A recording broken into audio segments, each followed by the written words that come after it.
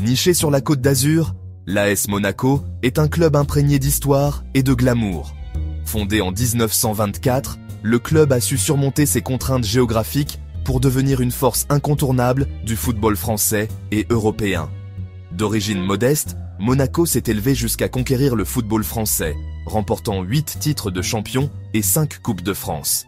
Ses couleurs emblématiques, le rouge et le blanc, ont illuminé les plus prestigieuses compétitions européennes, dont la Ligue des Champions. L'histoire de Monaco est celle de l'ambition, de la résilience et d'un engagement envers un football offensif et spectaculaire.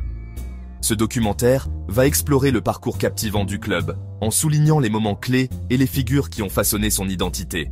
Préparez-vous à être transporté sur les rives ensoleillées de la Méditerranée alors que nous revivons la saga légendaire de l'AS Monaco. L'histoire de l'AS Monaco commence en 1924, née de la fusion de plusieurs clubs sportifs locaux. Les premières années du club sont marquées par une ascension régulière à travers les rangs amateurs du football français.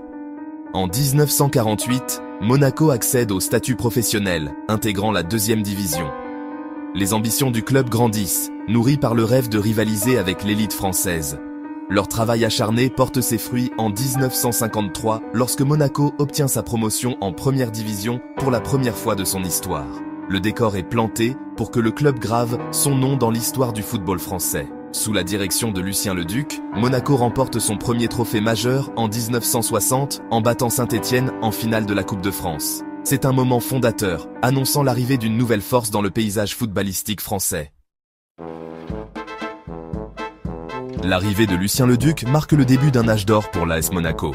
Son sens tactique et son flair pour dénicher les talents transforment le club en une force dominante du football français. En 1961, un an seulement après leur triomphe en Coupe de France, Monaco remporte son tout premier titre de champion de Division 1. Cette victoire historique marque le début d'une période de succès durable pour le club. Le Monaco de Leduc pratique un football attrayant et offensif qui captive les supporters et apporte de nouveaux honneurs. En 1963, le club réalise un doublé historique, conservant la Coupe de France et remportant son deuxième titre de champion en 3 saisons. Le premier passage de Leduc au club prend fin en 1963, mais son héritage est assuré. Il a posé les fondations pour que Monaco devienne un géant du football français et un nom respecté sur la scène européenne. Les années 70 voient SOS Monaco se réaffirmer comme une force incontournable du football français. La clé de cette renaissance est le retour de Lucien Leduc en tant qu'entraîneur en 1976. Le second passage de Leduc déclenche une période de succès sans précédent. En 1978, Monaco remporte son 3e titre de champion, mettant fin à 15 ans d'attente. Ce triomphe annonce leur retour au sommet du football français. Les années 80 voient l'émergence d'un buteur prolifique qui deviendra synonyme de l'AS Monaco, Delio Onis. Les buts de l'attaquant argentin propulsent le club vers de nouveaux succès, dont un autre titre de champion en 1982. Les exploits de buteur remarquables d'Onis, associés au jeu offensif flamboyant de l'équipe, font de Monaco l'une des équipes les plus excitantes et les plus redoutées d'Europe. Le club s'est solidement établi comme un géant du football français, prêt à conquérir de nouveaux horizons. Chapitre 5. La révolution Wenger, propulsé Monaco sur la scène européenne. En 1987, un entraîneur relativement inconnu du nom d'Arsène Wenger prend les rênes de l'AS Monaco. Son arrivée marque le début d'une nouvelle ère, caractérisée par l'innovation tactique et l'accent mis sur la formation des jeunes. Wenger hérite d'une équipe talentueuse, mais son approche méticuleuse et son insistance sur le football offensif élèvent Monaco vers de nouveaux sommets. En 1988, lors de sa première saison complète à la tête de l'équipe, le club remporte son 5e titre de champion. La révolution Wenger va au-delà des trophées. Il met en place un réseau de recrutement sophistiqué et un système de centres de formation qui révélera de futures stars telles que Liliane Thuram, Emmanuel Petit et Thierry Henry. Sous la direction de Wenger, Monaco devient une force avec laquelle il faut compter en compétition européenne. Leur parcours, jusqu'à la finale de la Coupe des Coupes en 1992, où ils sont battus de justesse par le Werder Brême, témoigne de leur stature croissante sur le continent. Le départ de Wenger pour le club japonais Nagoya Grampus 8 en 1994 met fin à une époque mémorable. Cependant, le club qu'il laisse derrière lui est presque méconnaissable par rapport à celui dont il a hérité. L'AS Monaco est désormais une puissance européenne moderne, prête à se disputer les plus grands titres.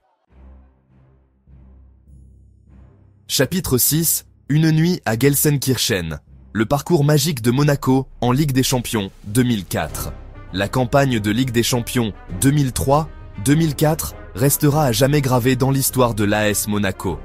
Menée par le sens tactique de Didier Deschamps et alimentée par un mélange de jeunesse et d'expérience, Monaco réalise un parcours de conte de fées jusqu'à la finale. Leur campagne est marquée par une série de victoires étonnantes. Ils éliminent le Real Madrid en quart de finale, démontrant leur puissance offensive lors d'une victoire palpitante avec un score cumulé de 5 buts partout. En demi-finale, ils triomphent de Chelsea, une équipe bâtie sur une fortune considérable, lors d'une rencontre tendue. Lors d'une soirée mémorable à Gelsenkirchen, en Allemagne, Monaco affronte Porto en finale. Malgré leurs efforts courageux, ils sont finalement battus 3-0 par une équipe de Porto, dirigée de main de maître par José Mourinho. Malgré la déception de la finale, le parcours de Monaco en Ligue des Champions a captivé l'imagination des fans de football du monde entier. Il a annoncé leur arrivée comme une véritable puissance européenne et a cimenté leur place dans l'histoire de la Ligue des Champions. Chapitre 7. L'ambition de Rybolovlev. Une nouvelle ère d'investissement et de succès. En 2011, le milliardaire russe Dmitry Rybolovlev prend possession de l'AS Monaco, ouvrant une nouvelle ère d'ambition pour le club. L'investissement de Rybolovlev entraîne un afflux de recrues de haut niveau, signalant son intention de ramener Monaco au sommet du football français et européen. L'arrivée de joueurs tels que Radamel Falcao, James Rodriguez et João Moutinho transforme à nouveau Monaco en une formidable force offensive.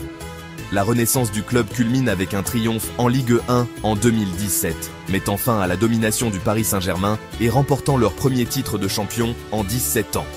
Le succès de Monaco sous Rybolovlev s'étend à la scène européenne, le club atteignant les demi-finales de la Ligue des Champions en 2017. Leur parcours, qui comprend des victoires impressionnantes sur Manchester City et le Borussia Dortmund, souligne le retour en force du club. Si l'ère Rybolovlev a été caractérisée par des investissements importants, elle a également vu un regain d'intérêt pour la formation des jeunes. Le centre de formation du club continue de produire des talents de haut niveau, assurant un avenir brillant à l'AS Monaco. Chapitre 8. Le modèle Monaco. Un héritage de football offensif et de formation des jeunes. Tout au long de son histoire, l'AS Monaco est resté fidèle à une philosophie distincte, pratiquer un football attrayant et offensif tout en formant de jeunes talents. Cette approche est devenue synonyme du club, lui valant l'admiration du monde entier. Du football fluide de l'ère Leduc aux innovations tactiques de Wenger et à la puissance offensive des années Rybolovlev, Monaco a toujours cherché à divertir et à enthousiasmer ses supporters.